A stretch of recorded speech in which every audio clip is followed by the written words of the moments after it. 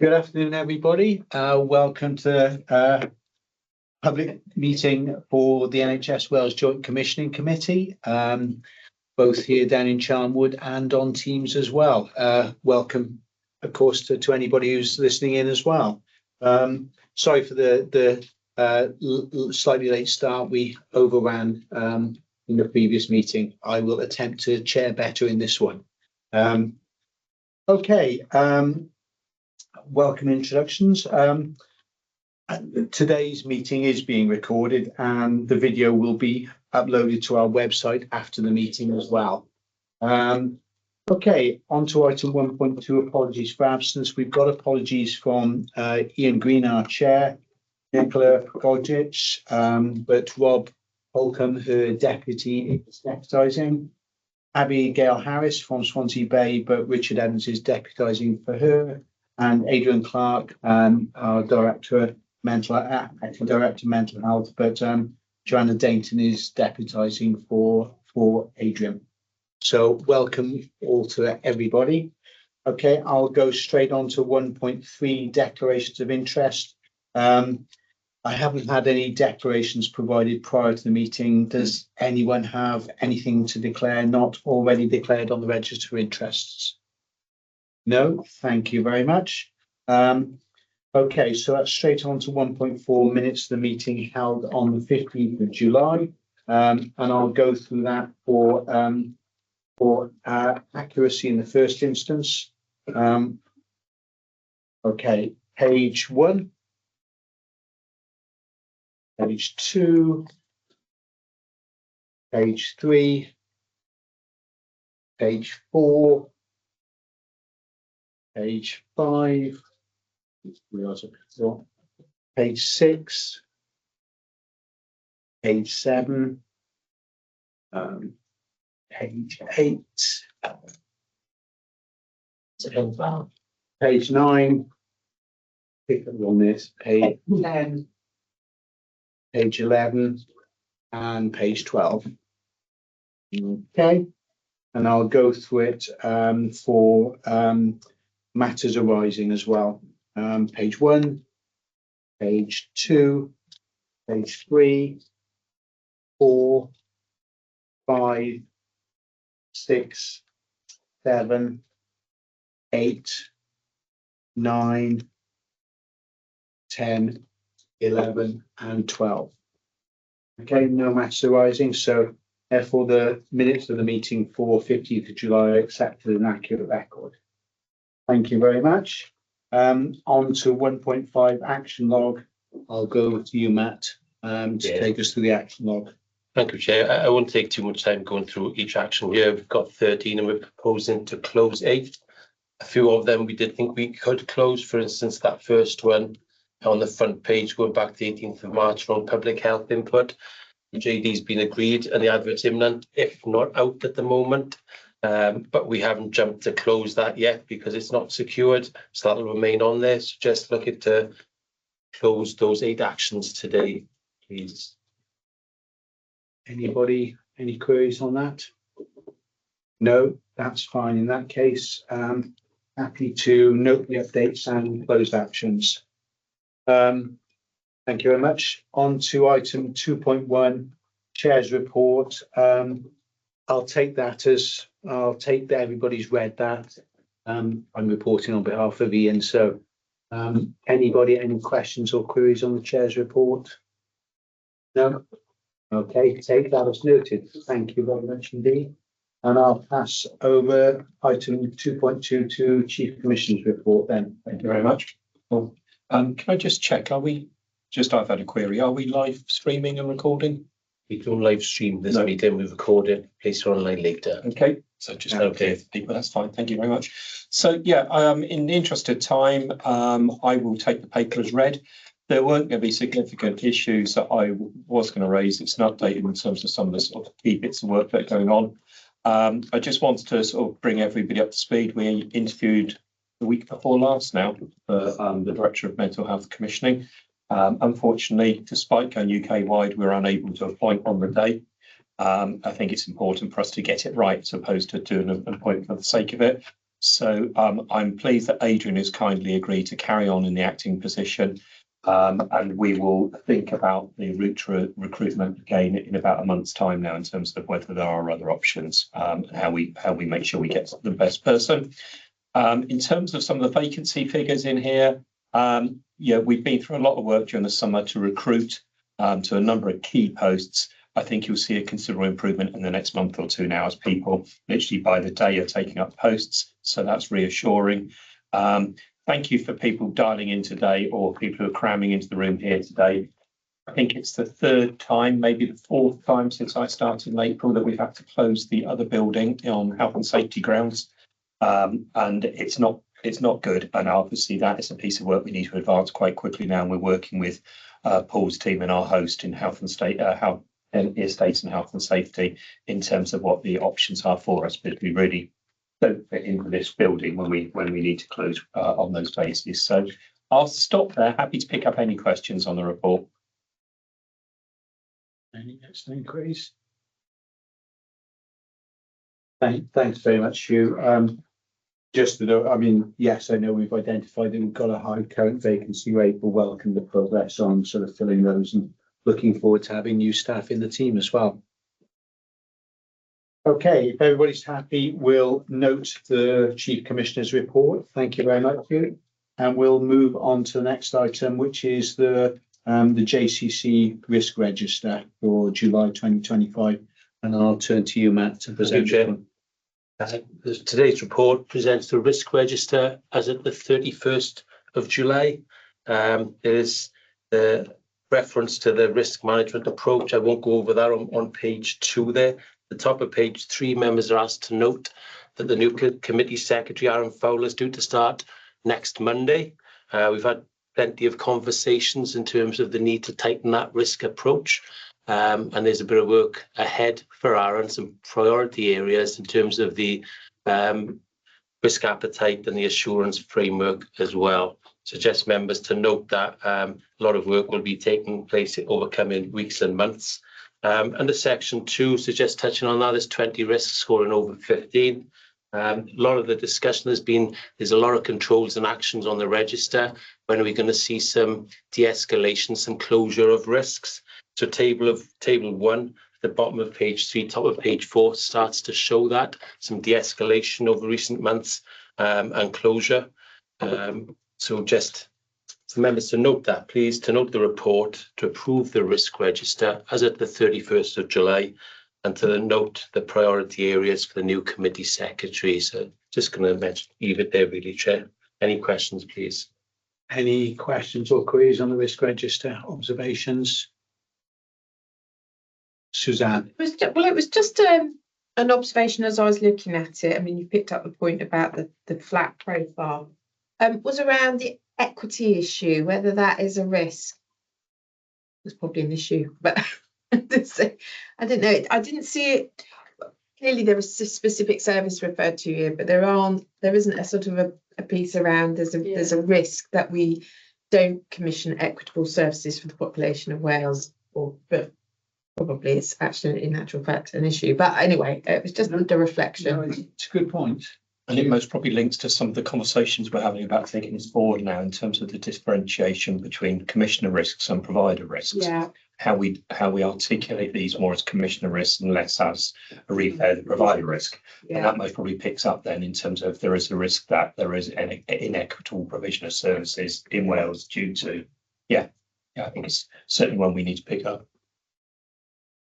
That's useful. No, I'm conscious of the finance risk in particular, which is still obviously going to be a big one for us going forward. Yeah. Okay. Phil. It was only to say, perhaps it's a risk of, and just thinking about inequity, perhaps it's a risk of failing to reduce inequity. Yeah, considering there is it's already there. Yeah, it's a good point. Actually, needs to be something that underpins all of our work, really, doesn't it? Yeah. No, thank you, Phil. Okay, and I've got Rachel at the top there. Afternoon, Rachel. Hi, Paul. Thank you. Yeah, it was just a quick comment, I suppose, a bit of a nuance on the reduction in the risk, the ambulance risk in terms of the risk relating to utilisation of the ambulance resource. We ourselves are going to be reviewing our two highest risks, which relate to the same thing as this, and we kind of note the improving system across Wales, which is great. And the nuance really I just wanted to kind of bring to the attention of the committee is the fact that whilst we're seeing handover delays go down, which is brilliant, actually at the moment what that means is that we're able to get to more patients. So you'll also see, or people would have seen, that the numbers of patients who are cancelling their ambulances is going down. So therefore the number of patients that we're getting to or having to go to is higher. And so the kind of reductions in response time that you might want to see are going to be a bit longer in the making, as it were. So I just wanted to alert the committee really to that nuance, that there isn't a complete correlation between handover delays coming down and the ability of the ambulance service then to respond as quickly as we would like it to, as we've then tried to meet that unmet demand. So just a note really. Thanks. Thanks, Rachel. Ross, you wanted to say something? Yeah, I covered some elements here off it in my report later, but it probably makes sense to pick it up now. So yeah, as the paper suggests, we've brought the likelihood in terms of the ineffective utilisation of ambulance resource down by 1, and that is really a reflection of the system's response to handover delays. So as my paper outlines a little bit later, July 25 saw the lowest level of handover delays since July 2021, and we've just had the task force they're leading us just had a series of improvement events with the 6 health boards that have acute sites around the sustainability and the delivery of that going forward. So I think in terms of the mitigation, there's significantly more system mitigation and ownership and oversight of this issue going forward. But as Rachel touched on, we will need to go through this period of resetting where we understand what the baseline level of demand and attendance looks like. We currently, if we look at stroke data, we currently see much higher proportions of patients walking in departments having strokes than those arriving by ambulance. I would hope to see that balance shift as we go through that period of system resetting. So we'll need to continue to monitor that over the coming months, notwithstanding we're also going into the period now, so the sustainability of some of those improvements may prove more challenging, but the task force will continue and the work's ongoing around that. That's useful to know. Also on the strokes, you say people going into A&E or they're going directly into stroke admissions units? So the proportion of patients arriving at A&E having a stroke, so there's much higher proportions walking in than arriving by ambulance. Clearly, if we're in a system that was working in the way we would imagine it, the majority of those strokes would hopefully become by ambulance conveyed to the appropriate centre with their initial care needs met. So we have to go through that period of resetting. We are doing some work on ambulance data going into the broader SNAP database and linking a lot more of that output data. Thank you, Ross. Much appreciated. Carol. Yeah, thanks very much. I just want to make sure I understand what Rachel was saying, because I think that might need a bit of explaining in the public's eye, really, Rachel. So I think a big narrative has been we're struggling to get ambulances to people because they're stuck outside EDs. When they are no longer stuck outside EDs, we would expect ambulances to be able to get to patients. So I think if there are some other factors that can now almost stand in that way, I think that public narrative might need a little bit more work, unless I have not interpreted what you've said correctly. So that's why I just wanted to check that out. Thanks. Yeah, can I invite you to respond on that, Rachel? Thanks, you've been here. Yeah, in broad terms, you're right, Carol. What we see as a kind of nuance in the Welsh system is that, as I think we've said before, we've had about 10,000 patients a month who have cancelled their ambulance because we've given them long expected time of arrival. So that number is now going down. So we are now required to go to more patients because fewer are cancelling them. So that the improvement in the response time in the ED delays has correlated with an increase in the numbers of patients who are staying with us and we're having to go to. And sort of the one improvement is being offset by an increased requirement to go to more patients now because they're not cancelling. So eventually all of these things, as the improvements continue, we'll then start to see the improvements overall in terms of ambulance response times. And there's lots of nuances here because obviously the changes that we're making to our model are also going to be having an improvement effect. But I just wanted to, it's not a kind of neat correlation, and the risk, the way it's constructed in the risk register kind of it kind of gives that sense that there's that kind of very neat correlation between system improvements and improvements in ambulance response times, and it's not quite as neat as that is all I was saying. I mean, I think I agree with the sense that the risk register is gonna, the risk rating is down, but certainly for us within WAST, when we're looking at our risk register, we're very conscious of those things.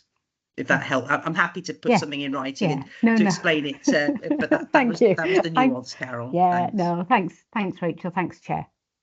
I have Ross, and then we've also got Nick Wood attending from Welsh Government. Nice to see you, Nick, and I'll come through to you and invite you in a moment, Nick. Yeah, I suppose just to say, so we are seeing an improvement in response, and that's why the ETA being given to callers is coming down and therefore changing the behaviour. But as Rachel pointed out, as we go further into this now, then we will have that period of system reset and then understand in terms of what the expected level of response can and should be. And, we are still seeing a sort of halo effect in terms of response times. So in sites that have delivered greater levels of improvement in patients local to those, you are seeing a much faster level of response. But what we need to do now is ensure an equity of response across the whole of Wales. So I'll be part of that ongoing monitoring as the system continues to improve. Thanks, Ross. Good afternoon, Nick. Can I invite you to comment? Yeah, thanks. And I think the discussion, so I broadly agree with Carol's view. There's a communication issue here, and the discussion that we've just listened to probably demonstrates why there's a communications issue, because we're not very good at explaining in plain English what's going on to the public. So clearly we are handing over more ambulances more rapidly, which is a good thing. There are still 6 or 7 sites that remain way above an hour for handover, but there are probably 2 sites in Wales that are now probably the best in the United Kingdom for handover. So we've got a good story to tell. The result of that is that patients are no longer having to take themselves to hospital because an ambulance isn't turning up or is slow to respond. And we should perhaps frame it in that way, in terms of that self-presentation is now less of a requirement for the public because ambulances are responding in time. And if we think back to a couple of winters ago, when our friends at BBC Wales often reported about how long people were waiting for ambulances in their own home, we can mitigate that now with the story of the fact that that is not happening because Rachel and the team are able to respond much more rapidly. So I think we need to think about the public messaging of this in a plain English or plain Welsh message, so that they understand what's going on. That being said, we need to see the same level of improvement in the 6 or 7 sites that I referenced earlier that are still considerably over 1 hour. And with the launch of 45-minute ambulance handovers in less than 2 weeks, I think it is, Rachel, then we expect to see that level of improvement across all sites. So, which will then give us even more of a simple message to give to the public. Thank you, Nick. If nobody else has any comments, just to say we're happy to. Richard just got you. Yeah, thanks. So it's just in parallel with Nick's, really. I think at the same time, it's really important to note that just because we do have more ambulances available, it's really important that people make good choices about where they access that emergency care. So it's not that the brakes are off literally and that we're now able to convey people to hospital. It's actually choices around pharmacies and GP and primary care and self-care rather than necessarily needing to resort to a 999 emergency call. And that's a really important message to make going into winter as well. Thanks, Richard. Yeah, couldn't endorse that more strongly. Yeah, absolutely. Okay, if we're content on that, if we're happy to approve the risk register as of 31st of July, and also sort of note the fact there's continuing developmental work on both our risk appetite and our assurance framework as priority areas. When are we bringing back the risk appetite work? Remind me. Aaron starts next week. Okay. Tuesday. Tuesday. Excellent. Thank you very much indeed. Okay, I'll move on to agenda item 2.3, Director of Commissioning for Ambulance Services and 111 Services. Ross, if I can invite you to present the report. Yeah, thanks, Chair. I'll take the report as read, and as I will pick up the issues we just discussed. But just a moment to note, the day after the previous meeting, the Cabinet Secretary announced further changes to the ambulance performance framework, so phase 2, which will consider those patients outside of the historic red category. So work's ongoing in terms of the technical implementation of that and what it looks like. There is an aim to try and introduce that before the end of this calendar year, but that is subject to further discussions in terms of feasibility. What that should support is, as Richard touched on earlier, opportunities to undertake further decision making and clinical decision making about the appropriateness of response for patients and the coordination of their care, whilst also being able to differentiate those with the higher acuity needs for a more rapid response. So we'll bring further updates to you as that work progresses. I won't come to hand over. Manchester Arena, so work ongoing in terms of that continuing assessment. There's a follow-up workshop with Healthwell colleagues in West next week, and we are in the process of securing the independent advice you also sought. So again, we'll bring that forward to you at the next meeting. I just wanted to touch on some of the capacity challenges for some of our services, so particularly non-emergency patient transport and the adult critical care transfer service. So both services have capacity constraints. Demand is much higher than we're able to service at the moment, particularly in non-emergency patient transport. That's having an impact on renal patients and in on-the-day discharges. And one of the things we are seeing is, as work is ongoing to improve the front door element that we've just discussed around emergency ambulances, there's a corresponding consequence to non-emergency patient transport demand. So working with West as a provider to explore and do modelling in terms of what options exist for us to improve that, and equally having conversations with colleagues in planned care around the investment they've put into additional NEPs to support the planned care reductions and opportunities around using that resource flexibly to support system flow more broadly. But we'll need to have further conversations around what our appetite is for the NEP service going forward and the implications of the MAG review around the modernisation of outpatients and opportunities that exist more broadly for the service. And then just finally, Chair, just to pick up the EMRTS judicial review. So we received notification on the 29th of July that the court had rejected permission to appeal the original judgment. That judgment was sealed on the 1st of July, but for whatever reason, parties weren't informed until the 29th of July. Subsequent to that, we were made aware that the claimant would be seeking permission direct to the Court of Appeal, and we were notified last week that the claimant has submitted an application and skeleton argument to the Court of Appeal. We will respond to that, and then we'll be awaiting the judgment of the court on whether or not that can proceed.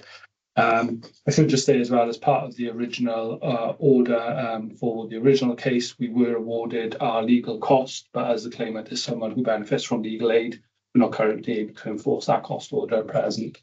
So we've been liaising with the directors of corporate governance very closely. I update them on any information we receive, and as soon as we get further clarity from the Court of Appeal, we'll bring forward. Thanks. Questions. Thanks very much, Ross. Any questions from anybody? I'll invite Rachel to respond.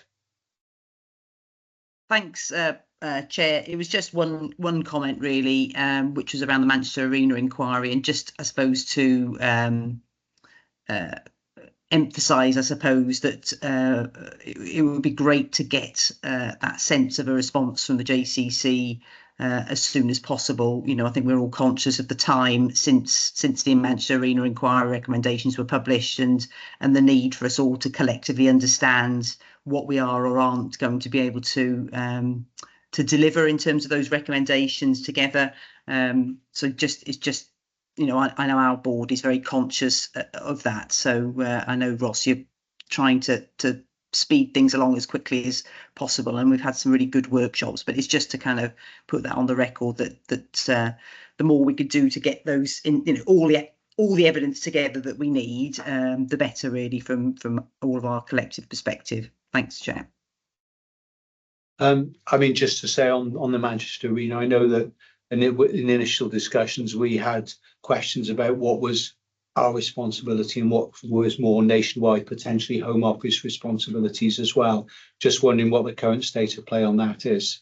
Yeah, so a range of recommendations here, some which are for us and some which more broadly, Hugh and I are on conversations shortly with colleagues in Welsh Government about some of those responsibilities that sit outside of the JCC remit, but clearly have implications across the board. We've also had conversations with NHS England in terms of the progress and the approach they've taken. As I said, there'll be a follow-on conversation next week with Health Board nominated representatives, whilst colleagues in the room, to discuss those sort of final outstanding areas of that need clarification. And following that, I hope to bring forward a set of recommendations for you as a committee, alongside the legal advice we received and alongside the independent advice we're also seeking. Thank you, Ross. Sorry, I may have missed it in the paper. Apologies if I have. Can I just check? There's reference here to the neonatal transport services. What sort of timescale is being looked at for that to be progressed? Been on the burner for such a long time. Yeah, so this has been very closely to the broader review of neonatal services. We as a team are looking at it from I guess a transport capacity and a transport sustainability perspective, but much will be impacted on the sort of broader review on neonatal services. Thanks also, Ross, for the update on EMIRTS. I'm conscious of the fact that with the passing of time, it will still be having potential impact on the people working in the charity and people working in the service. How's that playing out? Yes, we're in regular contact with the charity and the work they're doing. So yeah, we're maintaining those conversations, and clearly the EMIRTS management team are regularly speaking to their staff about the implications. But you know, we are restricted, I guess, to a certain extent from a JCC perspective in relation to the ongoing legal challenges. No, I understand that. Thank you, Ross. Anybody else? Any issues on the ambulance report?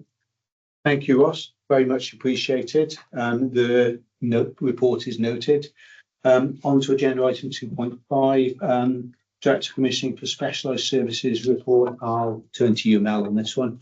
Yeah, so again, taking the report as read, to note, obviously with thrombectomy, there is reference to a business case to get to 24/7. Once we look at that, we'll obviously, in light of the current financial position, we need to impact assess the risk of not doing that with the impact of investing in schemes that are in this year's plan. Following on from the designated provider process, we have written to Betsy Cadwallader to advise that they've been designated as a provider for Sabre, and we work with them to repatriate patients from England. So that's good news because patients will receive treatment closer to home. The JACI accreditation risk for BMT and CAR-T, the inspection is this week. So we will have some further information this week. The report won't be produced for some months, but we'll have an indication as to what their views will be and what the likelihood of that accreditation or any remedial action that needs to be taken to maintain that accreditation.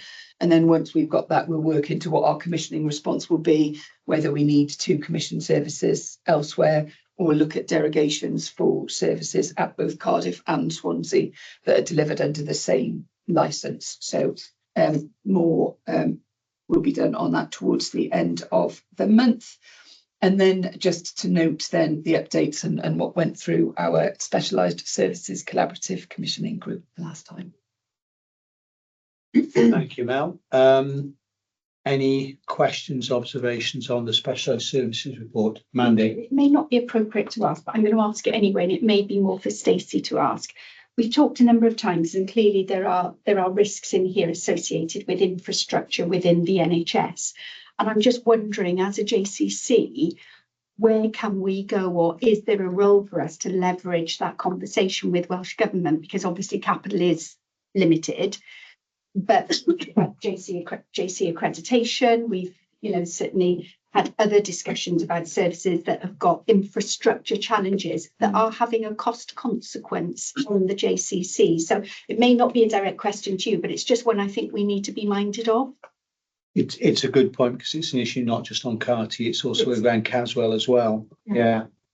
So I'll let Stacey answer on the technicalities around capital, but yes, absolutely, the point is well made, because some of the remedial actions might be temporary things, temporary estates projects on the UHW site, and that wouldn't then contribute to a longer term solution. So it's that, how do we ensure that we're getting value from the capital that we invest? So yeah, absolutely, that's key to some of these conversations. But in terms of our technical position, yeah, no, it's a really good point, and I think it is about how we collectively drive down or make more efficient the cost of delivery of our services, and the capital infrastructure constraints does mean that we need to sometimes take different decisions. We pick them up on an individual basis, but not holistically. So I know I've done this before, I've picked it up as an action before, but I think we do need to I'll pick it up again, just as a refresh, and link in with colleagues in Welsh Government and just see if there's anything that we can do, to try and help progress, or try and even support some of those conversations that's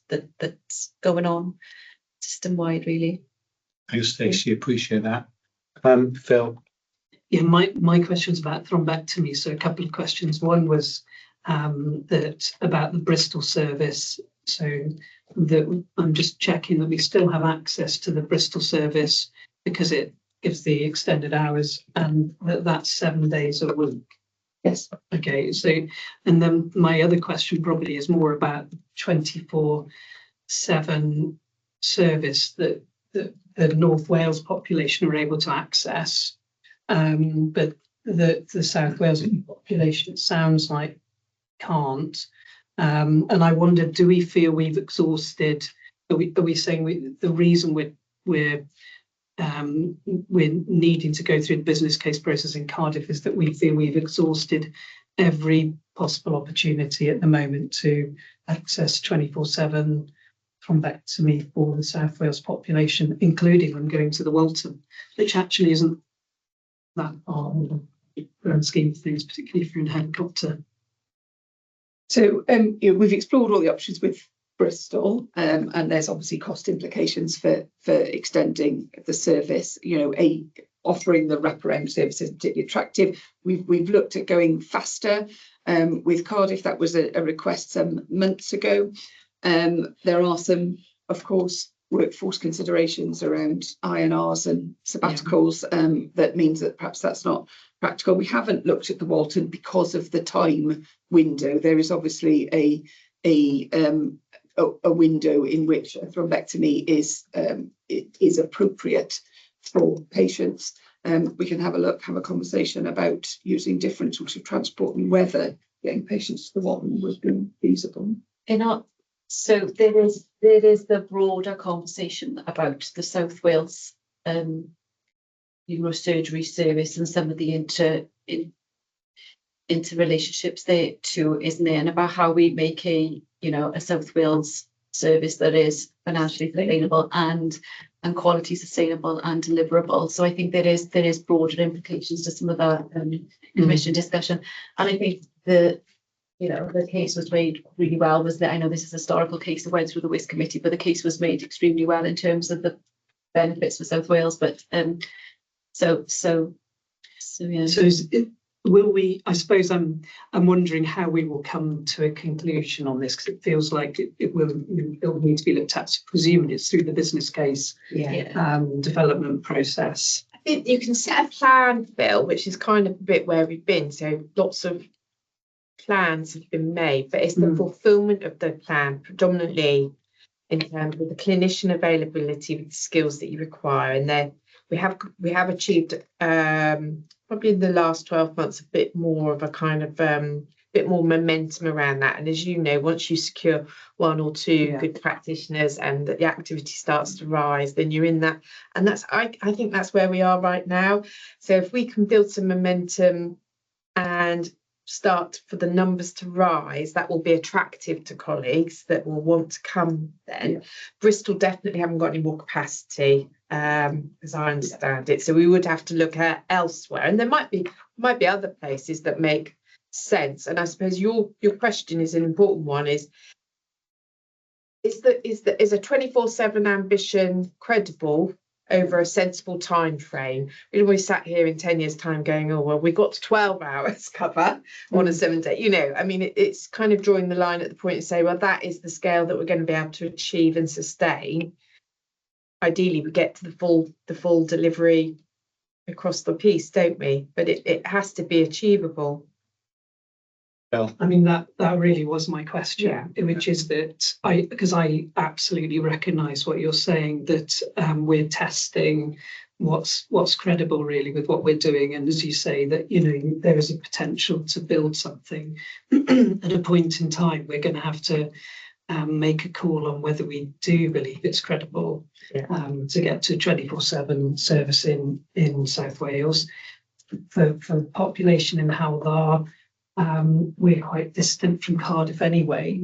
So we're used to the fact that emergency transport takes us time, but it's still within a window to get to Bristol. So actually some of our population, to be fair, the Walton is closer, but I'm really thinking more about the South Wales bit. Actually, by the time you've got an emergency vehicle, either, particularly if it was helicopters, there's not much difference. And of course, the comparative costs of the disability versus the benefit are the case would probably make itself. Even if it were helicopter transfers, I don't know, it's scale again there, isn't it? I mean, it's probably the point. The point, the most important point for me though, is that how we make a decision about what we're going to be credibly able to achieve, we're actually aiming for in South Wales, because if we try to achieve something we know we're not going to achieve, it will mean that we don't look for other options. Yeah, so we'll assess that once we've as part of the business case process and come to it at timescale. Yeah, so financial service, critical mass viability going to be key, aren't they? Yeah. Now, so Paul. Yeah, sorry for coming late to this, but just picking up Phil's point, and just a question on timelines. When will the business case with the various options be pulled together for? Because I guess we're at a bit of a tipping point here, really, aren't we? Or a pretty key decision point about whether we go hell for leather to try and get the Cardiff model really secured to a sustainable nature, or whether we are going to have a hybrid mixed approach for a long time going forward. But to do that, we really do need that options appraisal, don't we? And the cost implications of whether we make or buy, I suppose, is the question, isn't it, really, about whether we do it within Wales and really put the money in, given that there is limited funding, and we need to make sure, and also listening to the discussion there about having limited capacity elsewhere. And that was my first question. The second question was also on the referral rates. Are we, because it said in the report that we're not getting the referral rates through, and I guess interested to understand why is that? Is that lack of suitable individuals for the treatment, or is it that clinical colleagues not referring through, or is it because the hours of operation are still not completely constant, that people are not doing it, or they've tried once, didn't get someone in, and therefore don't try again? So two questions really: timeline of the business case and referral rate. So shall I come in first on timeline of the business case, expecting that in Q3 to be evaluated, and obviously we'll be going back and forth with the service. We can talk to the service about whether we can expedite that. Yeah, I'm just on that, Mel. I'm just conscious that with IMTP and all that sort of thing coming up, it's all, if we do the business case in Q3, evaluate in Q4, we'll have missed the boat for any if we're planning for any investment in this service into next year's plan. We won't have done that in time. So and it's a pretty critical decision point I think we need to be at now about this service, because you know we're pulling away from the Bristol service, and understandably they're going to then start to fill that gap with other people from within England, and then we need to be building up the Cardiff service in parallel. If we don't do the two together, we're going to end up in a scenario where we might not have a viable service in either place. Yeah, we've got an outline provision within the financial position, but obviously we'll need to evaluate the business case against that. So it's not that it's not in there at all. Right. Okay. That's helpful, Suzanne. So just on the point of referral rates, I think it's a really interesting question, Paul, and I think that it's the same with thrombolysis rates. We have to look at it's not the arrival at the hospital, because as we know, often the arrival at the hospital is 4 hours after the call, or even longer, even if they're outside the hospital. So I think that all of these things link together really strongly, don't they? So I think it would be useful to understand what the different factors are that contribute to any delay or non-identification of a potential patient for the therapy, whether that be thrombolysis or thrombectomy. And we know that those referral rates are there is a geographic disposition to them, and you can sort of anticipate why that might be, but that's just, you know, we should get the facts, I suppose, if everyone hasn't already got them. Thanks, Suzanne. Stacey and then Richard. Yeah, I don't know if Ross wants to come in as well, and in terms of some of the unmet need in the populations. I mean, the case for change, I mean, I can't remember all of the numbers, but it really was a really clear case for change. I think we're talking about a sustainable model for South Wales, and part of it, and I hate to say, you know, we need to come back to strategic conversation, but it is about that strategic conversation about our clinical pathways, because some of this links to whether, you know, we want a specialised centre in Wales or not, because I think the unmet need is clearly there in terms of the numbers, and I haven't got the numbers today, but we can surely get those for you. There is an issue with Bristol, because we are winding down the provision, and our relationships with Bristol, whilst are strong currently, as Paul's suggesting, we'll get to a stage where they won't, they need to have a clear plan going into next year. So it is becoming a bit of a crunch point, but I think we are really aware of that, and that's why we're trying to expedite some of the work around it with Cardiff, really. Okay, Richard and then Ross and then Paul. Thank you. Yeah, it's an interesting question, Paul. I had this very conversation with our stroke team in Swansea Bay last week, asking why our thrombectomy rates were lower. And what we probably don't do is we probably don't capture the data of why in retrospect. So if somebody doesn't have you wouldn't necessarily look back and see why somebody didn't have a thrombectomy. It's not part of the audit. So I've asked our guys to have a look at that to see how they might do an audit retrospectively on people who didn't have thrombectomy, and whether in retrospect they would have been eligible, and how would we have done that sooner. So but it's an interesting question. Yeah. Thanks, Richard. Ross and then Paul. Yeah, I think so. There's definitely an ambulance element in terms of this. I'm not sure that you know, our referral rates are very, very low, and I'm not sure that's all explained by the lack of 24/7 provision. Is clearly in ours challenge. We are almost at the point of working out how we will get WAS data into SNAP, so that will help to a certain extent. And I've had conversations with Mel's commissioning team around how we come close together and discuss some of the ambulance elements of this broader stroke pathway, and there are some further opportunities. I think at the stroke, I forget what it's called, the hyperacute stroke group last week, there was discussions around now the further rollout of the video assessment tools, which hopefully just helps with that pre-hospital element, particularly in those rural areas, Phil, where the ambulance crews are able to have a video call on scene and make much better decisions about the transfer of those individuals. But yeah, we'll start to feed that into the work around the business case and explore the opportunities. I guess, as we touched on earlier, as we see ambulance response, hopefully we'll see a corresponding reduction in call to door times for stroke patients in Wales, which then, you know, will have implications for your clinical team's decision makings about thrombectomy referrals. Thanks, Ross. Paul, and then I'll try and tie up. Yeah. So I hear. I mean, I think in fact, interestingly, there's an article in the Health Service Journal only today about the targets around strokes for thrombectomy not being met anywhere in England. I think it's about 10% of people with stroke should be offered thrombectomy, and it's highlighting the issue of inconsistent opening hours, inconsistent hours of provision that are leading to people being referred but then not being able to be accepted, etc. So it isn't just us that are dealing with this challenge here in Wales.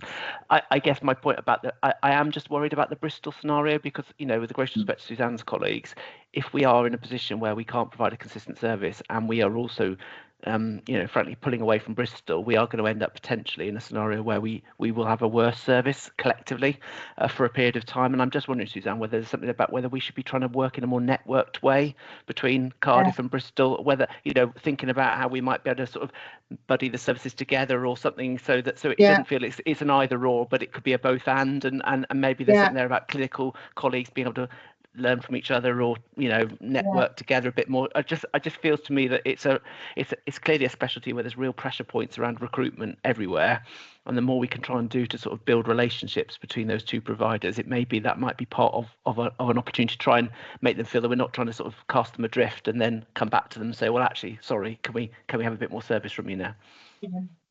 I think that's right, Paul, and I think the clinicians do have actually quite close relationships because they talk around the patient care a great deal. I know, but I think there's always more opportunity for that, and maybe kind of stronger clinical collaboration. So I think that can be a really good idea. And I haven't really seen it. We are not at the stage of appeal away from Bristol, very far from it. So I think maybe some strengthening of the relationship sooner rather than later is a good plan.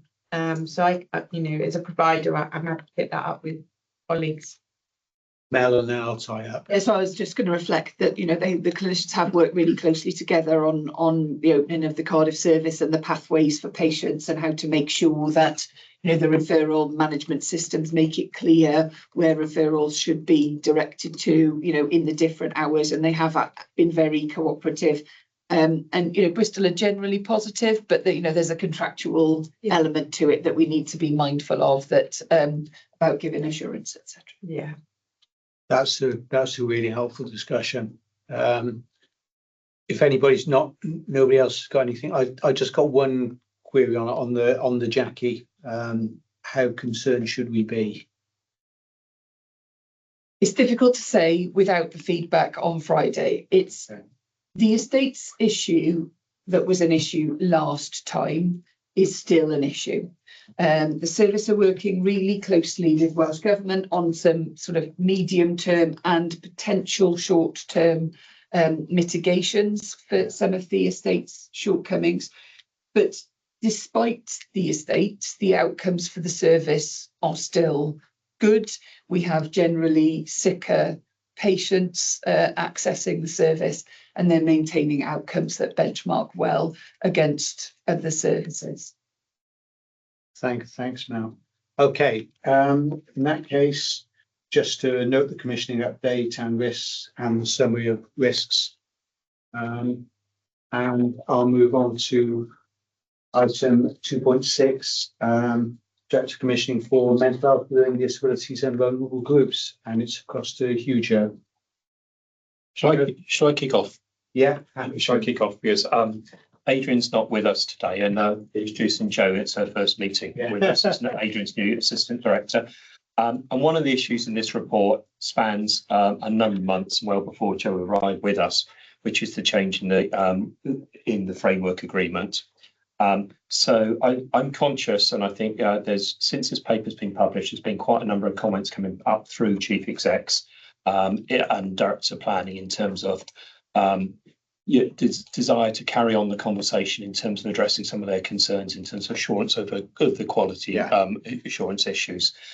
So there is the final paragraph in 3.1 expresses the sort of need to most probably convene an urgent conversations over the next couple of weeks to take that forward. So I think just stressing that today, that I think we acknowledge that that's what we need to do. At the moment, the deadline behind all this is one set by our colleagues in procurement, who are working to a deadline of 30th September to get things ready by the 1st of April. And Jo can elaborate if needed, but The warning message they've given us is the existing patients and new patients would not be covered, or we'd be at risk on those patients if we don't get a new procurement agreement in by that place. So that time, so it's just important to bear in mind. These conversations have been going on through months, but I am aware that maybe some current events and the fact that these have now reached board level, some of these concerns are coming through to us at quite a late stage. So I think it's most probably important, rather than rehearsing all those issues today, to acknowledge those issues do exist, and we most probably need to convene an urgent meeting over the next couple of weeks and make sure that we have proper representation from all organisations concerned and actually try and address what we can do to take it forward. That makes a degree of sense. Yeah, happy with that, Hugh. Any thoughts? No, I think stressing the urgency is key as well. It's not long between now and the end of March. Anything else from the report, Joanna, you want to pick up? Let me just pick up the CAS one. Yeah. So members have previously been briefed on the challenges that have been experienced by the service, and they're detailed in the paper. In July, a number of JCC members visited the service and stressed concerns. They were particularly around the environment, staff safety and staff vacancies. As a result, within NWJCC, we're going to be undertaking an in-depth review of the service, and that actually commenced yesterday. So that's going to enable us to understand the challenges and risks in more depth. Following the review, we intend to produce a report then with recommendations and work with Caswell to agree next steps and an action plan either for improvement or escalation, depending on the risks or quality issues that have been identified. And then obviously any outcomes from that would inform any future commissioning decisions that we make in NWJCC. That's really, really helpful. And I think members welcome the opportunity to see Caswell as well. There's nothing better than being able to get boots on the ground, so to speak, as well. And welcome the fact that the review's kicked off as well. That's really, really helpful. Mandy? Yeah, please. Yes, it was a really helpful visit to the Caswell, so thank you for that being organised. I'm just very minded that I believe Swansea have actually got somebody at board level who's undertaking a review of their mental health services for them. So it's probably not a question for you, Joe, but if Richard's there, he will just be. dialed off. Oh, right, it's just dialed off for a minute. Yeah. It's just making sure that whilst that review is going on, which I understand the board has commissioned, that we've got a separate review being undertaken and making sure that the two marry, or at least if there are significant differences, that we understand why there might be significant differences in our findings of the JCC versus Swansea Bay. So just joining things up a little bit. Thanks for that. Hayley and then George. Hayley. Yeah, thank you. A really important point, Mandy, and I think from my perspective, I'm really keen to understand what is the timescale for the options, discussion around occupancy and value and some of the future options, because I recognise this is urgent work. So I'm just seeking some assurance around the revised meeting taking place with colleagues. But I think that point Mandy raised about pulling both elements together is important. So be helpful to understand what timescale we're working to see those options. Thanks. Thanks, Hayley. Joe or Hugh? If I come in, because Richard and I have spoken in the last 24 hours, I think obviously we were expecting a paper in terms of the options from Swansea. That is, we understand that's being worked on. Obviously, talking to Richard, I know the number of colleagues are on leave this week, but I think, Richard, the agreement is that we'll get that paper by the end of next week. Is that what we're hoping for? That's what we're hoping for. Unfortunately, Marie and Darren, who are leading on it, are both away until tomorrow, so I'll pick it up with Marie and Darren tomorrow and see where we are with it. And then, yes, if possible, get that by the end of next week. Joe? Yeah, there was just one more point then in relation to Traumatic Stress Wales. Just to update, to note for the paper that discussions are currently underway to transfer hosting arrangements for Traumatic Stress Wales from NWJCC to Public Health Wales. And there's a meeting scheduled for this afternoon to progress that further. So members are just asked to note that. Thank you, Joe, much appreciated. And just to link, going briefly back to Caswell, obviously, capital implications, it's a point we picked up on earlier. Okay, if nobody else has any comments, we'll note the report from mental health and disabilities vulnerable groups. Thank you, Joe. Much appreciated. Thank you, Hugh. Okay. We have got a comfort break scheduled at this point, which we can take 10 minutes if you want to, or we can crack on.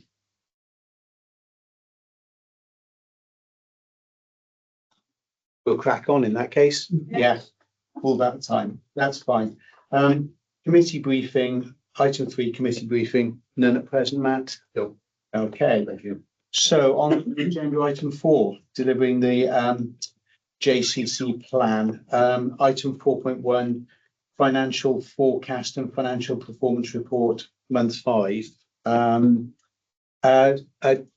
Before I ask Stacey to pick up, acknowledge that the papers came out slightly later than the other papers, but I'd agreed certainly with Hugh and with Stacey that it was important that we were able to get month 5 as an up-to-date a position as possible, and that just wasn't feasible until the end of last week because of timescales.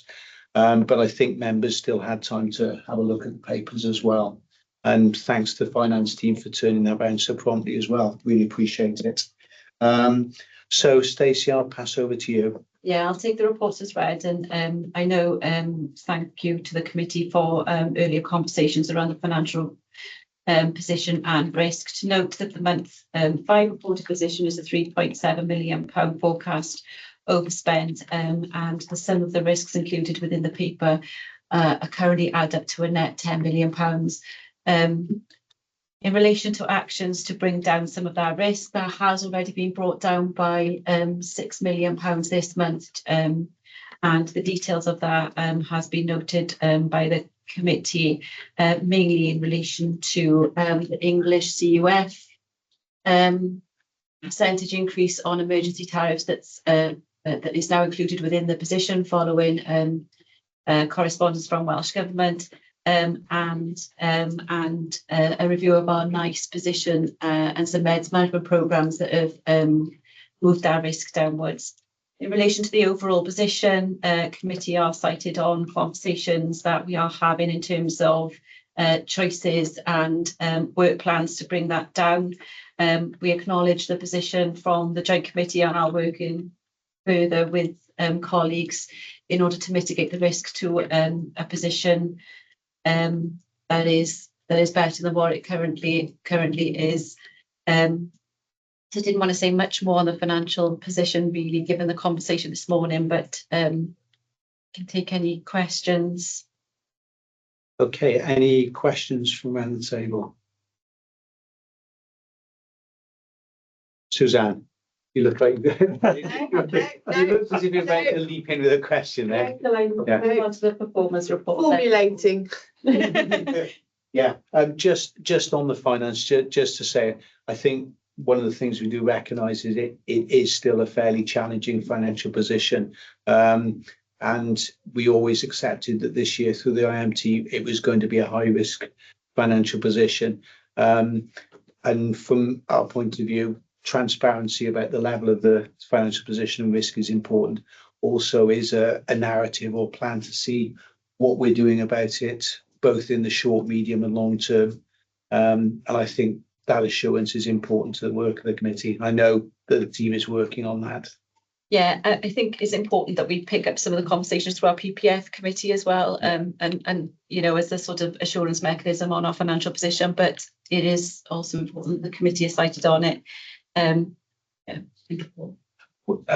guessing we're keeping Welsh Government updated on financial position as well. Yes, so Judith have wrote out to all colleagues in relation to an update and assurance on the financial position. We will be submitting a formal response to that letter following conversations today. Okay, that's helpful. Anything else? Anything you want to pick up on that issue? No, that's great. Thank you very much. And that's, we'll just note the month-end financial position for month 5. Okay, moving on to item 4.2, which is the combined JCC performance report. Yeah, so we've taken a new approach to the performance report this month. It's not the end approach, it's just a stepping stone into the journey that we need to go on to get an integrated performance report.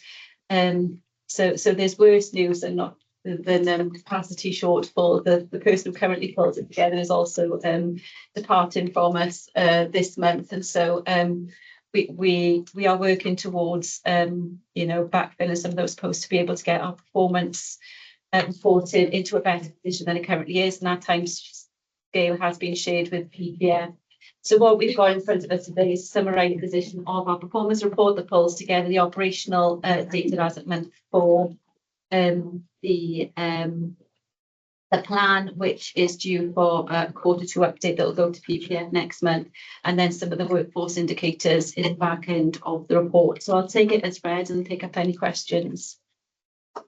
Any questions around the table? I mean, just to say from my point of view, I recognise we're on a journey, to use the X factor term, in terms of the performance report, but this month's looks shorter, sharper, more focused. I recognise good work that's gone into it, and I really appreciate that. Any comments, thoughts around the table from anybody? Ooh. No. Okay. Good work. Oh, Susan. Just to concur, Chair, in terms of the compliments. Thank you, Susan. Yeah, pretty good.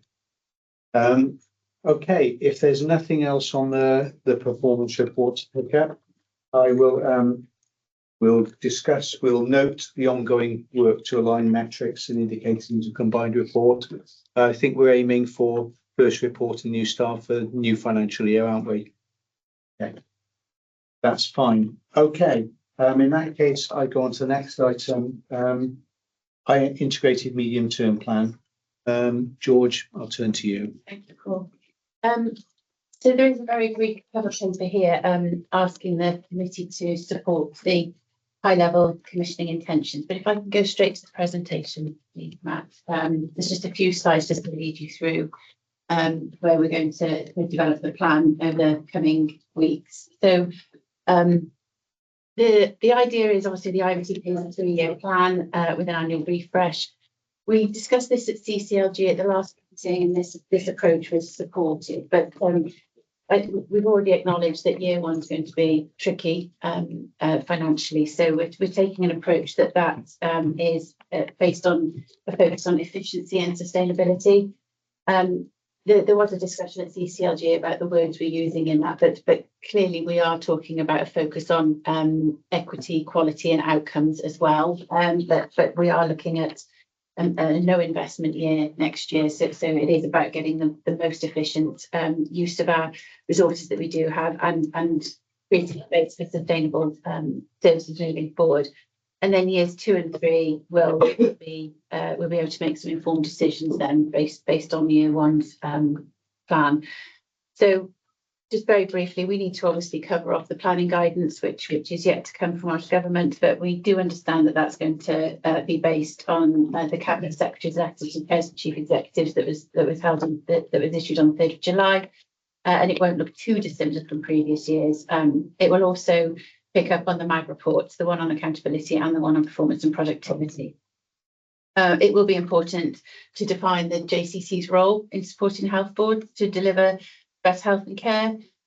We will identify efficiencies. We've already had a very good conversation this morning in the committee about how we can look at driving forward efficiencies, and many of those will fall into the IMTP planning round. And it will be a corporate plan. So obviously the foundation plan that we have approved was a kind of step from the individual legacy plans towards an IMTP, but we are going to take a corporate approach with some core principles.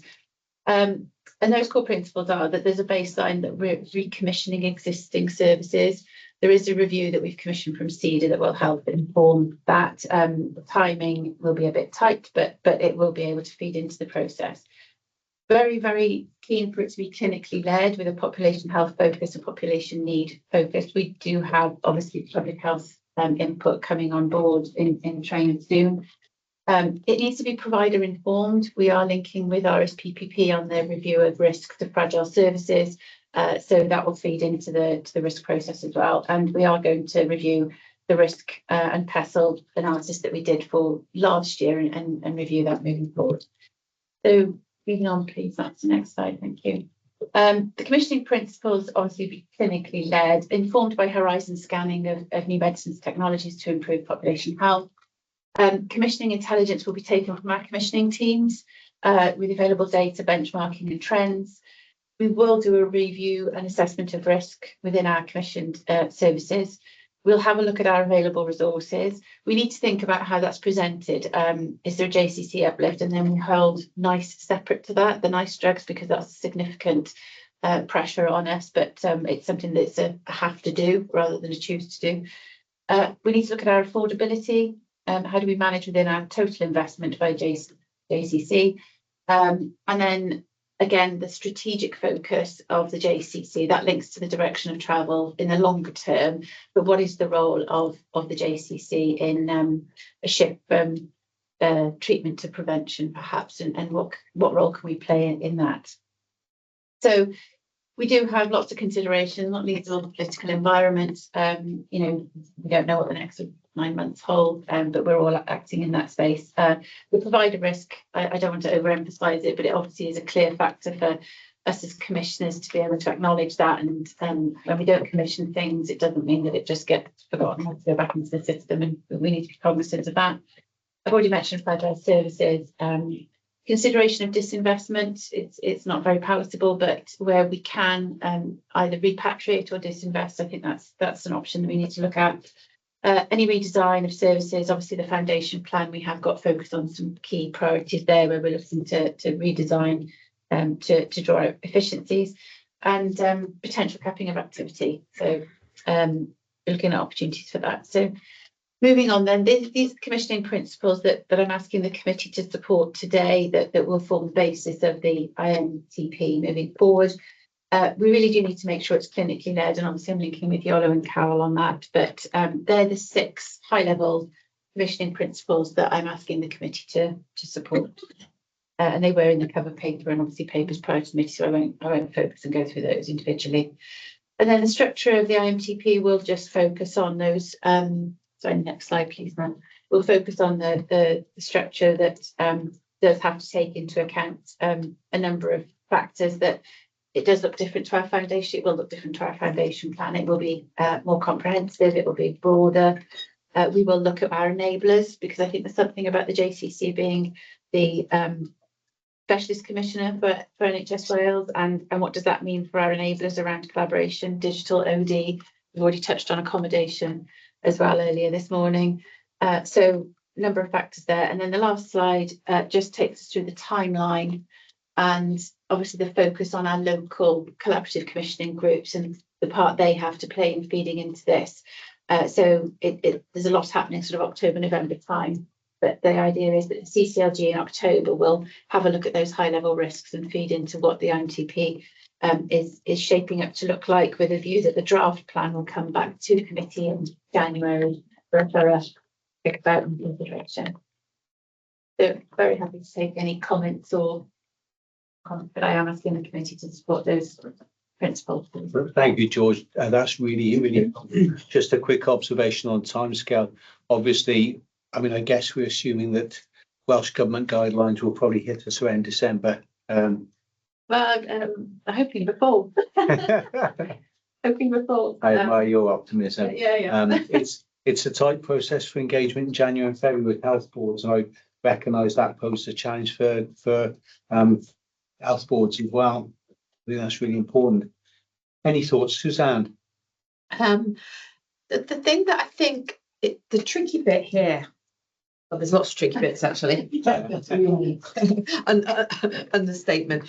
I think is that if the 3-year plan in the absence of a clinical services plan, and I don't know what how you guys refer to what I would call a clinical services plan, is tricky. So I don't know what your thoughts were around that. We've talked previously around, you know, Hugh, you and I have talked about different components of a plan, a tertiary services plan, a fragile services plan. I don't know what the right configuration of plans is, but without having set that out, I think Paul referred to it earlier. I do think it's tricky because we're kind of sort of just. Anyway, I won't use the words I was going to use. And then I think the other bit, and I know we talk about it's got to be clinically led and it's got to be, and that's great.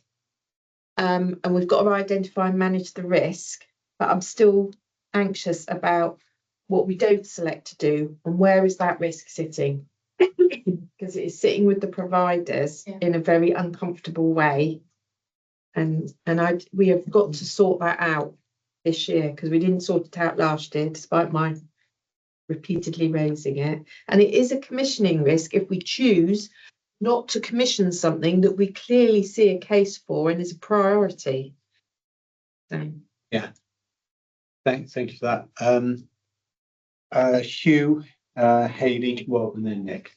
I was just going to come back on Suzanne's first point. I think we acknowledge that. I mean, the work is ongoing in terms of the commissioning 3-year strategy, the WJCC strategy.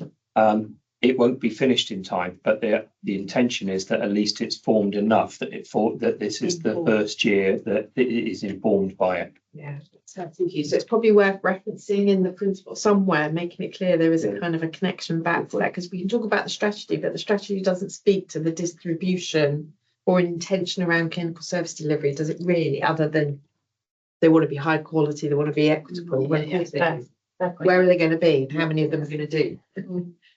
Yeah. Hayley.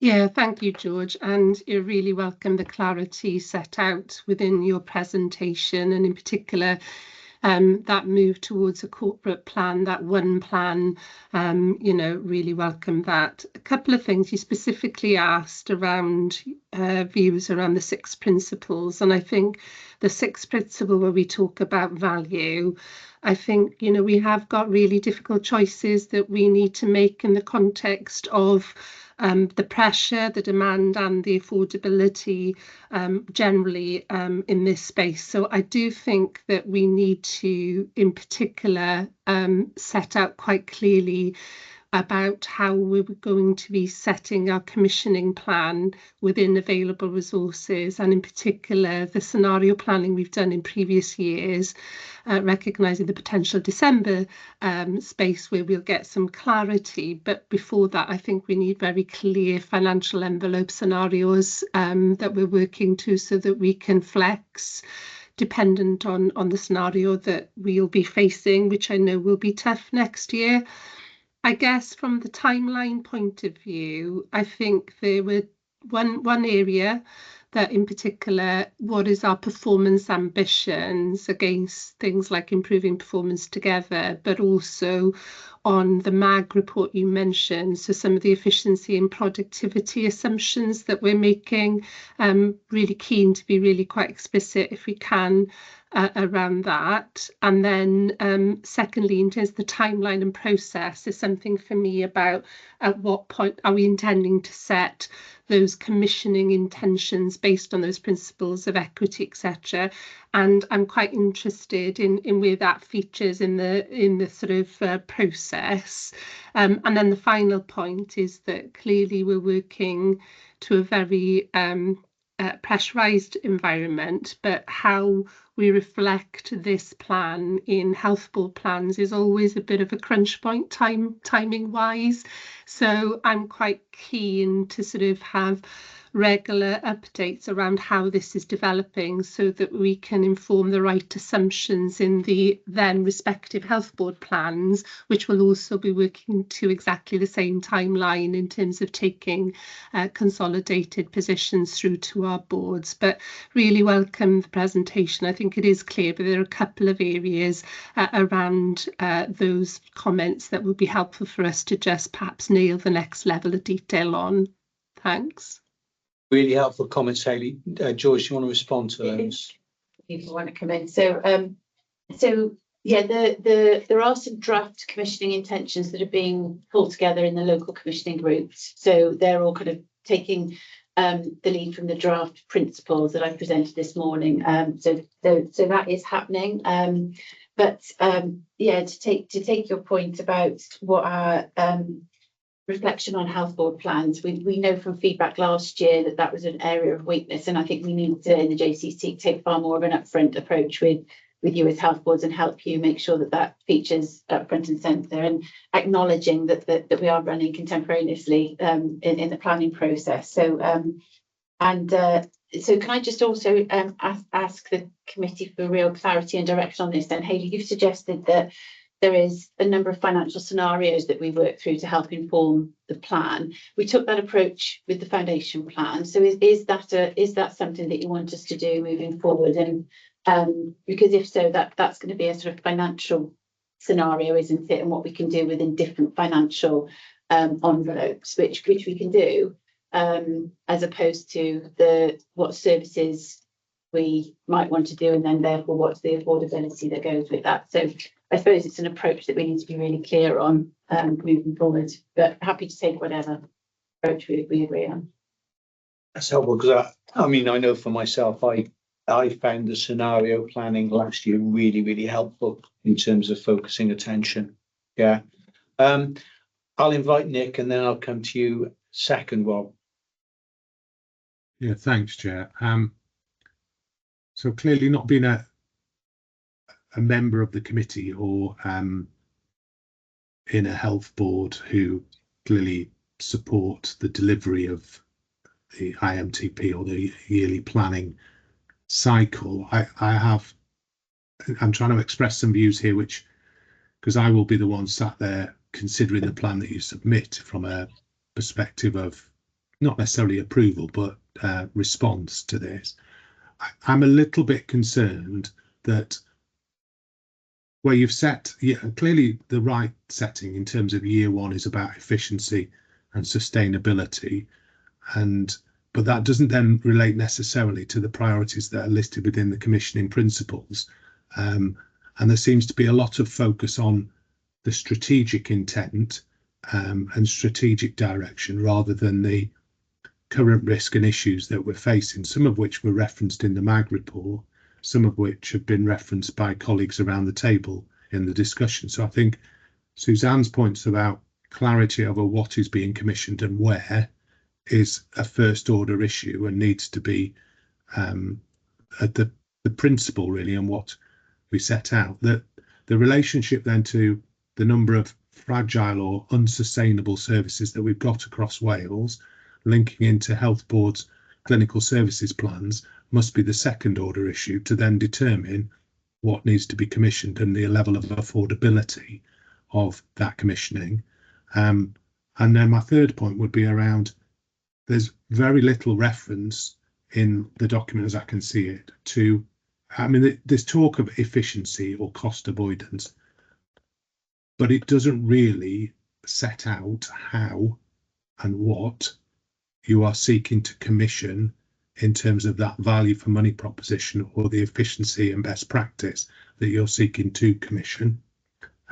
Clearly we should be commissioning for high quality and safe services, but those services must be provided in a sustainable and efficient manner alongside the enabling actions, optimization frameworks and some of the other efficiency measures that have been pointed out by the MAG and by other reviews that we've had in Wales. So I'm concerned that it's quite high level and quite strategic, which is fine, but it doesn't necessarily lend itself to what will be a deliverable commissioning plan. And we need to be absolutely clear on what it is we are seeking to deliver, which means difficult choices and difficult decisions are going to have to be made in the next 12 months, because we all know what the financial environment looks like as we move into the next 12 months. So they're just sort of comments, Chair, really on what I can see. Clearly, I don't necessarily have skin in the game in terms of what is commissioned and the way in which it is done. But, from an observation perspective, that's what we would expect to see when it is submitted into government later in the year. Thanks, Nick. I mean, reflections are very helpful and appreciate being so upfront and frank as well. I mean, I don't say we're relatively early, but we're sort of in the midst of the process. So that feedback at this stage is really welcome and really helpful. I'm sure the team will be taking that on board, and we will be as a committee. Rob, can I come to you?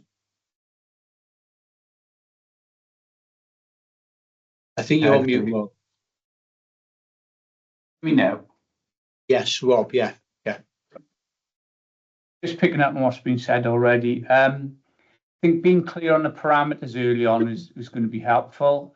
We talk about finance being a limiting factor. It's not always, but it probably will be going forward this year.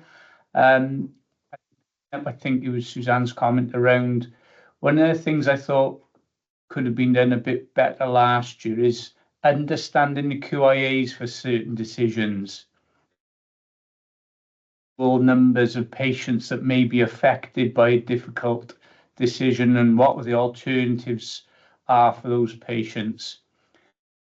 We are going to have to make difficult decisions, as Nick's alluded to. So having that greater level of clarity, I think, is important. Just get a sense of the scale and scope and impact on individuals, as well as then the wider cohort. So that would be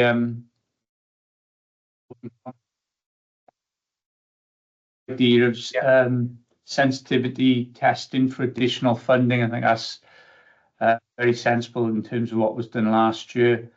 Obviously, in the context of specialised services,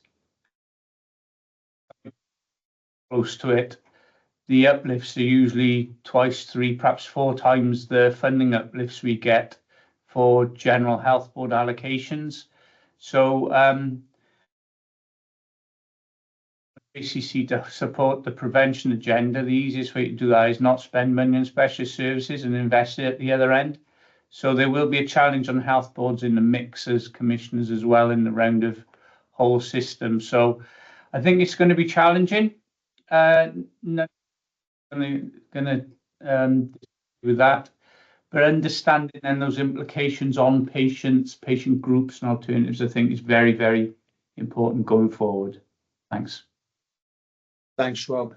Anybody else? George, did you want to come back? If I may, just very briefly. So I think if we do go down the road of doing the financial scenarios, which is absolutely fine, people felt that was helpful last year, we can do that again. And what we can probably do as well is then supplement that with a QIA process so that the scenarios are accompanied with the quality impact of making those decisions. We can certainly try and shape it that way. That's helpful. Spears, you're going to go first. Yeah, there's just something for me about having some smart conversations around it just being a financially driven plan. Okay. I think if we start with the money, we're going to start in the wrong place. We know the money is going to be constrained. Yeah. So, and I know that we're going to have to derive a plan that needs to be affordable in the context of what health boards are managing. I get all of that. But if we start with the money, and I'm not saying the money is not important. It is absolutely important, the most important thing to me, but we're going to start in the wrong place. So I think we just need to probably think about what that conversation looks like in the round of probably picking up Rob's and Nick's comments combined, which is, you know, as a JCC, what is it that we need to be commissioning sustainably for the future that does address all of those things that we've picked up today. I mean, I was going to say something very similar. Our reticence is to go down the financial options model, because actually I think that constrains thinking, and that leads to what Suzanne said earlier. Because if you don't make the cut on a scenario, it's almost like it's outside the plan. Whereas actually we need to consider the impact of it not being in there. So what we've tried to do with the way this is developed now is actually say we have a methodology here which identifies clinically and with intelligence within the service what the likely issues are, what the likely need is, and then we compare that with the with the funding available, and that's where conversations then come in, picking up Nick's words about efficiency in terms of decision making, about disinvestment or whatever. But it's actually starting from that clean slate about what is out there, because I think if you don't do that, you're in danger of actually ignoring things. But I think Hayley made a very good point in terms of actually maybe people liked that methodology last year, so it's worth us understanding why they liked it and how we can bring some of that thinking into it without constraining our process. That's a useful comment. I mean, I said I was a support of the approach, but it was kind of at the end stage of the process. So it was a sort of a tool at the end of the discussion. I think you're absolutely right. I don't think finance should be driving it. That's not the point at which we should be starting. Yeah, I think it's really important that we come with our financial principles and we agree those up front. Yeah. But I think we need to have those intelligent conversations, because that's what leads to the choices around what we commission collectively within the affordable envelope. So I think is that. That's helpful. I mean, I know I've had conversations with Shameen about equity of access and picking up on, potentially underrepresented groups. I don't know whether you want to say anything, Shameen, on that. I don't think I've gone into. Okay. Any other, Robert? I don't think anybody's suggestion that drives the plan, but it's got to be a significant parameter that's considered. Yeah. I mean, I'm sure looking at all the health boards around the table, we're not flush with money, and it's we're in a financially rational environment. It's just the facts of life, isn't it? So accept that it doesn't drive it, but it's one of the biggest parameters that we have as a factor. Thanks, Rob. Any other comments? No, that's really helpful discussion from my point of view. Couple of things I'm taking from that. The principles, I don't think anybody has a particular problem with those. They seem very sensible set of principles. Some really useful comments around the table. And thanks, Nick, for your input as well. I really appreciate that. I think a couple of themes that are emerging for me are being clear about our risk, being clear about the clarity of decisions, choices and implications. What are we commissioning and why are we commissioning? What's driving that commissioning? Sustainability is a key theme in there as well. And also efficiency. The MAG report is really critical in terms of efficiency, and that's got to be a major factor in our decision making. But you raised the point, Suzanne, about the risk of things we want to do. Where is the risk sitting and the implications for patients? And I think that's a really important issue, because a risk in terms of things we do and things we don't do as well.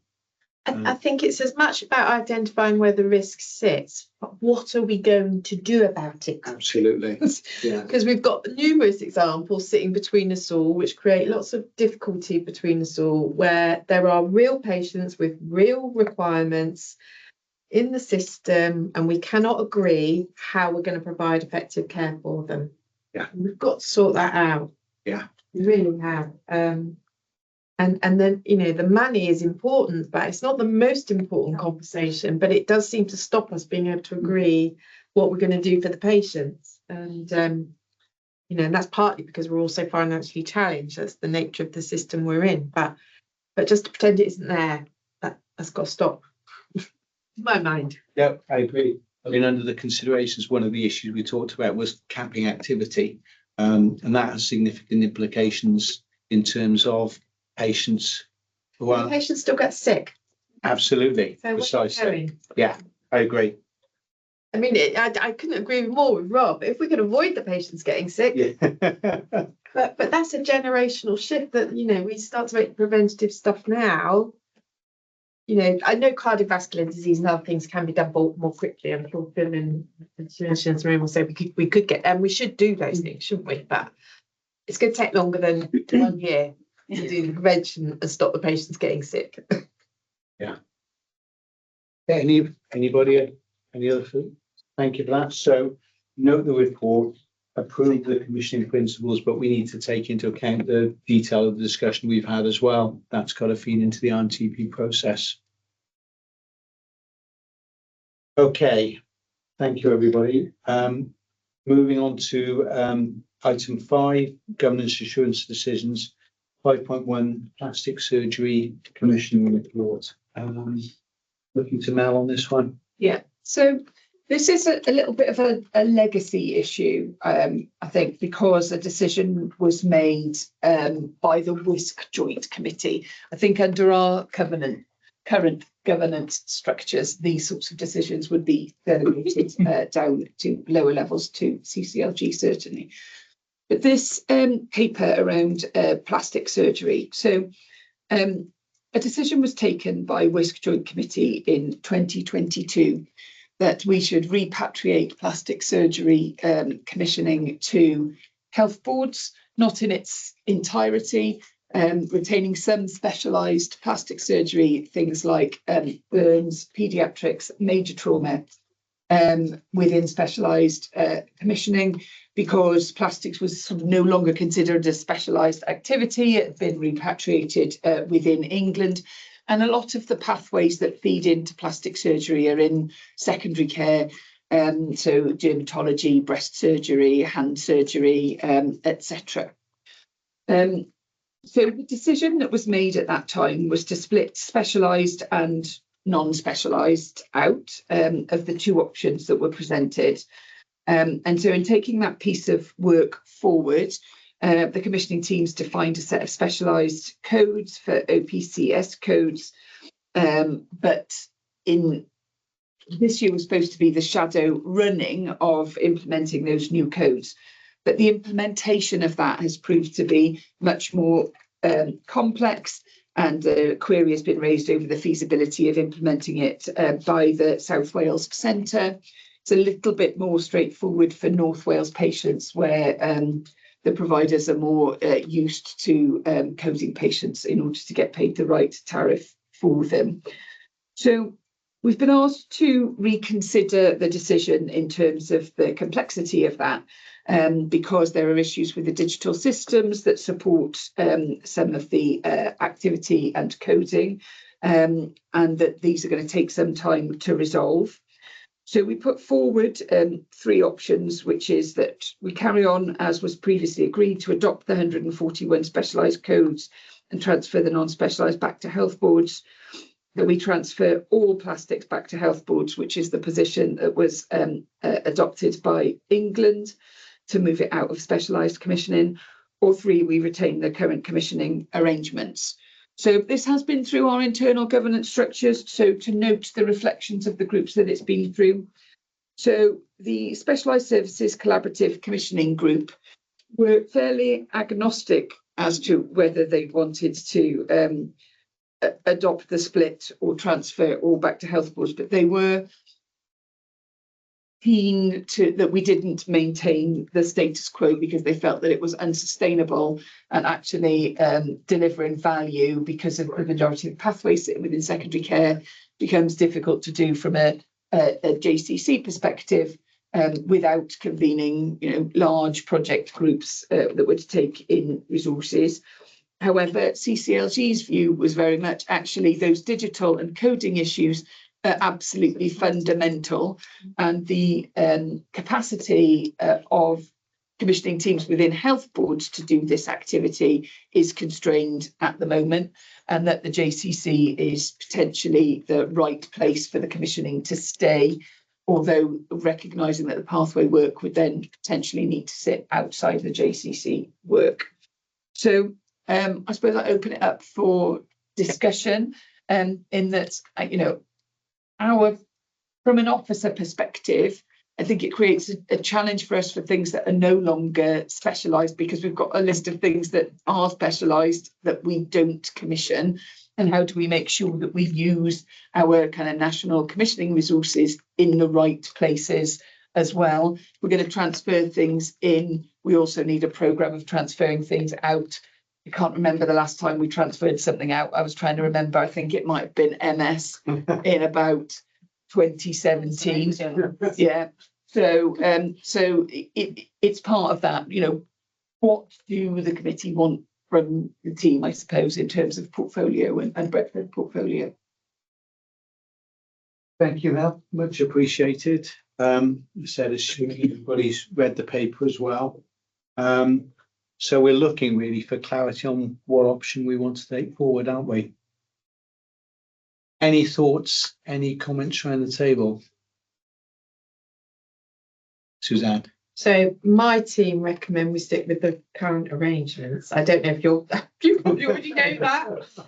Well, for all the reasons you described, I suppose it is tricky, isn't it? Because the previous iteration of this organisation was entirely focused on specialised commissioning, and now you're not entirely focused on specialised commissioning, but there is clearly a challenge of resources to do all the commissioning that we might want. And that's a health board matter as well, because if it's insufficiently resourced, then we have to think that through. So I think, but I guess handing over something that is incompletely scoped, I suppose, is, I mean, there's lots of, they raise, you know, the data, the capacity is probably not the right thing to do. But I think your challenge is, if you're going to do more, you've got to do less. It's also a good challenge. So but that's what they've instructed me to advise. But I think it is more nuanced than maybe that might reveal itself to be. And well, I'll just say, Rob was party to the CCLG conversation, and that was the clear steer from CCLG in terms of timing and capacity. So it's not just your team, so there's no surprise. It's acting under order, Suzanne. I always do as I'm told. You know. I'll take Stacey and then Rob. So this is a tricky one because so at the moment, I think we've had a very passive commissioning relationship with plastic surgery because the direction of travel has been that it needs to transfer out. This is an absolute opportunity for a pathway approach to be undertaken and to really look at how we can do this more efficiently. The current cost of commissioning plastic surgery, from my highest level understanding and from the depth of the knowledge that my team got, would suggest that this is an area that there is lots of opportunity in, that we're just not grappling with or doing because of the current commissioning arrangements. And that is possibly why it was agreed initially to go out to health boards. So for me, it's twofold. There's something about where does it currently sit, because the contracting arrangements can stay as it does now. There's no resource issues with just paying somebody to do something. My broader point on this one, and Rob may share or not the same view, is, but where is this best place to have the right incentives, to have the discussions about bringing together, you know, the cost of commissioning downwards in relation to the whole pathway, because this is not as simple as you know, there's a bit of data missing. Do you know what I mean? It's, you can, you know, I'd like to say the more you use data, the better the data generally gets. But the problem is that currently it lacks focus. And I think that is a significant resource bit for us, that you may have more local knowledge and influence over. And that, you know, we just had a conversation about the IMTP and productivity and so on and so forth. Well, you know, it could be suggested that this may be an area of focus that you would go to. Do you know what I mean? Robert. Rob. Yeah, I think what's been said sort of summarise there's not enough information to disaggregate the commission. I don't think anybody's against the disaggregation. It's just that it wouldn't be done particularly effectively with the information that's available. There's a couple of pieces I think that's probably worth reflecting on. Is of a service almost irrelevant. It's where the service is delivered most effectively and efficiently. And there may be something here in the absence of doing a massive exercise on coding, although you could question why we haven't got good coding for a clinical service, around looking at our referral criteria for that more specialist end through the JCC arrangement. Services commissioned by health boards or commissioned by JCC, the health boards pay. The issue is the expertise, isn't it, is in our in Swansea and externally as well. So for me, I think there's something about a choice around, rather than looking at disaggregation, looking at setting up maybe a tightened criteria, clinically established, so that we can have clarity on what we do need the experts to do, versus what's the less complex services that could be done locally in health boards. I can't comment on that. So that, you know, there's a piece of work there, I think, as an alternative.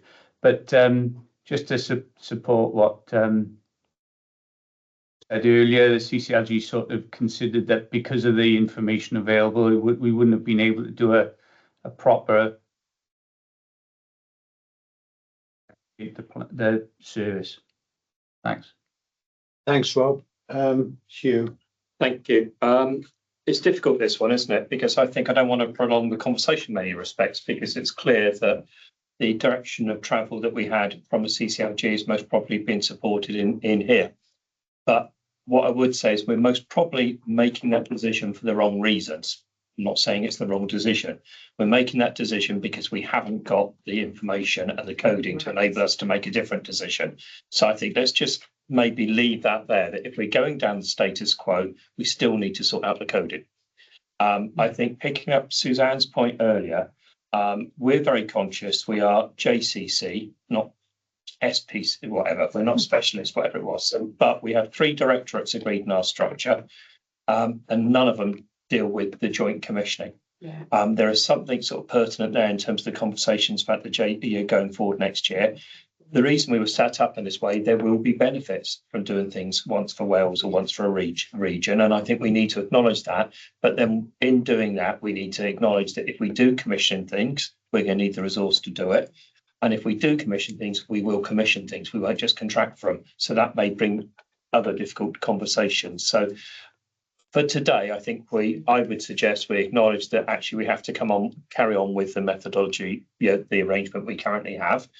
I think we have to note that we should set the service the challenge of improving the coding to enable those future conversations. But I think we also then have to acknowledge that we have to come back. Most probably, I would suggest in an action on me and the team is we come back with a paper as part of the IMTP process about what is beyond our current remit that we could bring value to, and how would we do that? Because my report already contains CHC, voluntary sector, hospices, SARC, all of which weren't really in any of our directorates. So yeah, we need to look at how we do that properly. That makes sense, Hugh. I just picked up the point that actually at the moment we've only got 3 chief execs present, so formally we're not actually quorate. Does that impact on our ability to make a decision? It does. Hayley's back. Hayley's back. Hayley was there. We need 4. No, we need 4. Richard's 2, 3. not included. Oh, right. Yeah. Without that. Okay. That just don't count. Okay. Well, given that we're maintaining the status quo as stands, does that mean we're able to make a decision on that basis? We could make a recommendation for a session, can't we? We're not making a change, are we? Yeah. You can ratify it later. Okay. So the next meeting. Yeah, the next meeting, we're making a recommendation. So can I just add as part of the summing up, this isn't the first time we've been around the plastics loop. You know, it was done some time ago. So some of those things around referral criteria, Rob might remember, you know, we did some of those, you know, on some of those pathways, but the pathways leading into plastics sit in health boards, so that, you know, that there will be activity in order to stem demand. Cardiff actually is a very low user of this plastic surgery contract because they do a lot in hand surgery and breast surgery already. So there's less to go out for Cardiff than there are for some of the other health boards. Okay, so in terms of actions, we're discussed, we're taking a recommendation to the next board. Or... I think we're making a decision. We'll just most probably ask for it to be ratified in the next board. Okay. And a recognition that there's broader work going on this issue. Yeah. Okay. If everybody's content with that, thank you all very much. Much appreciated. Thanks. Thanks, Mel. Item 5.2, Welsh Kidney Network Governance Report. George, do you want to pick this one up? Thank you, Jim. So we commissioned Steve Cohn to do a report into the governance arrangements of the Welsh Kidney Network. So colleagues will probably recall that the Welsh Kidney Network Board sat as a subcommittee of WISC. And when the JCC was created, legacy arrangements were agreed to continue subject to a review of their terms of reference. We obviously have independent lay members now appointed to the joint committee, and we need to make sure that the reporting arrangements fitted into the new operating model as well. So the report itself is attached to Appendix 1, which included a number of options that we could have considered, and the management response is appended at Appendix 2 to outline what we intend to do in response to the report. So it is, I'm happy to discuss it in more detail, but it is an operational issue that we're just bringing here to make sure that you're very comfortable with the plan to take it forward. And as by way of assurance, we have linked in with Ian Phillips, the independent chair of the Welsh Kidney Network, to make sure he's comfortable, which he is. And obviously the staff will be linking in with Mal according to this proposal. The only other thing I wanted to say was that the work of the Welsh Kidney Network is really something that we want to bring to a future development session for the Joint Committee. It is a network, it's a commissioning network, and there's real advantages to that from our perspective, and there's really good outputs that are coming from that. So we really welcome highlighting that and shining the spotlight on that, and probably bringing the clinical lead, who will now be our associate medical director in the new operating model, to a future meeting so that we can spotlight that and share that with you. Thank you, Chair. Thank you, George. Any comments from around the table? Any thoughts? No, I've just got one issue. Talks about recommending a lay member of JCC to act as an affiliate to each directorate. Guess that's not something we need to pick up here, but pick up separately. No, we've talked to our chair Ian Green about that, which he's minded to do, but given the sort of infancy, I guess, of our model, it's an aspiration at the moment, but certainly one that we think would make real benefit to the committee if there's those affiliate links. Thank you, George. Okay, so Susan.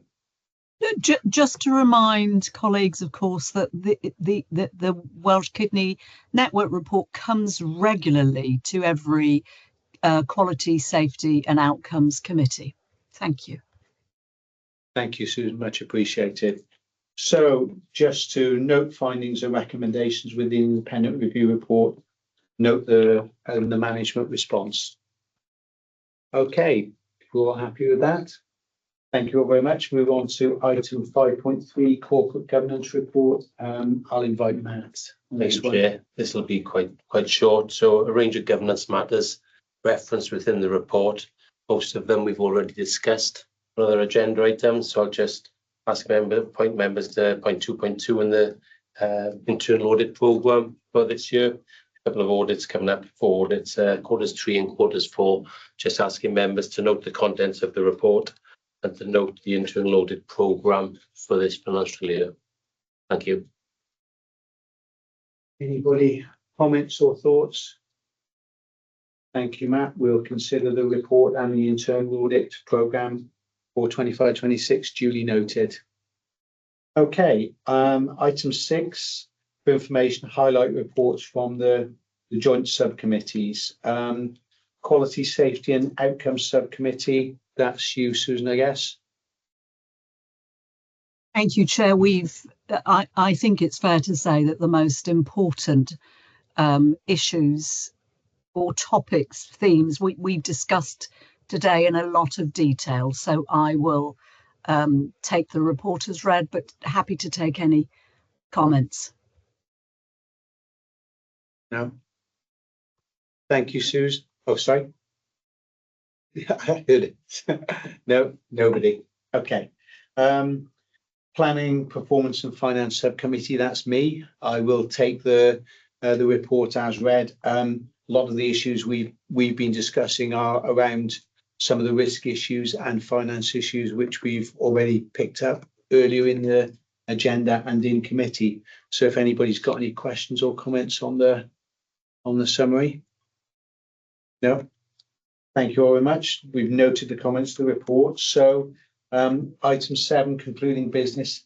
Any other business? I haven't received any AOB prior to the meeting. Anybody pick anything up? No. Okay. Date of the next meeting scheduled is 18th November 2025